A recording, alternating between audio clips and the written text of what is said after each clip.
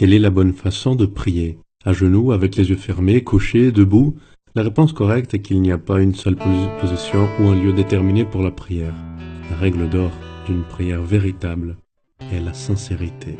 Tu peux croire. Dieu peut t'écouter même lorsque tu n'es pas capable de dire quoi que ce soit. Prier va au-delà des mots. Dans la Bible, nous trouvons des formes variées de prière.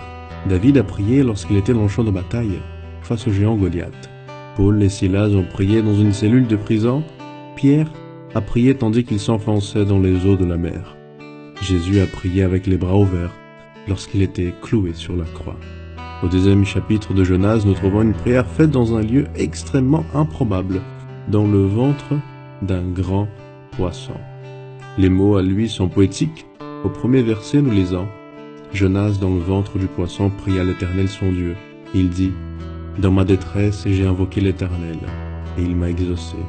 Du sein du séjour des morts, j'ai crié, et tu as entendu ma voix. » Dieu entend les prières, peu importe le lieu ou la circonstance.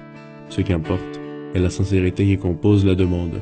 Au dernier verset, nous trouvons le résultat de la prière. Jonas a été vomi par le grand poisson justement sur le lieu qu'il ne voulait pas aller, Ninive.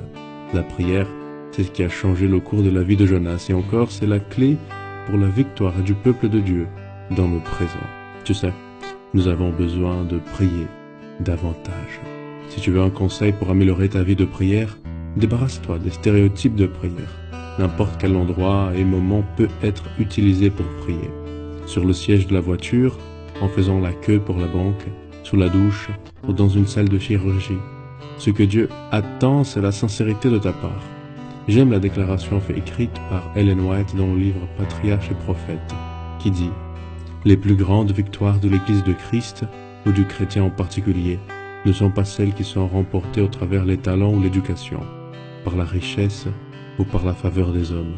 Ce sont les victoires remportées dans la salle d'audience de Dieu, lorsqu'une foi pleine de zèle et agonie s'en sert du bras tout-puissant. »